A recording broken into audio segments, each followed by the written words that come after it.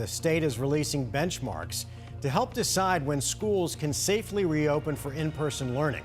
Right now, the list is based on a number of factors. The three benchmarks for schools to look for: the number of cases in the population, what percent of people tested are testing positive, and the number of COVID cases in hospitals.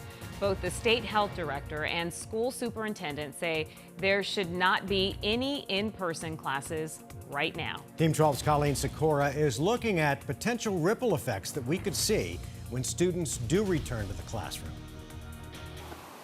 Back to school has never looked so different. Students logging on instead of walking through the front doors, as those days of normal school aren't here yet. Right now, we don't have a county that meets all three benchmarks. But when they do reopen, we're kind of in uncharted territory in how we go about doing this. Dr. Ross Goldberg, president of the Arizona Medical Association and District Medical Group Vice Chair of Surgery at Valley Wise Health, says it's something that will require a close eye. Here you have an opportunity. It's a large group of people coming together in some form.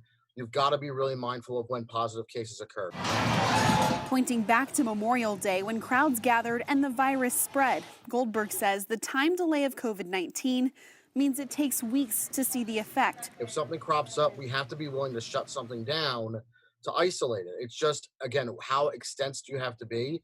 I think it depends on who's exposed, what the exposure was, and what's going on. Adding it's going to be up to the entire community to continue best practices to keep spread down and help hospitals maintain good capacity. It's not just the kids, it's the adults too. We all have a role to play. And watch the data. We can't let up. We have to learn from what happened before, that whatever we do, however we start loosening things up, we have to do it very carefully and mindfully. If we don't, we're going to be right back where we were last month. Colleen Sikora, 12 News.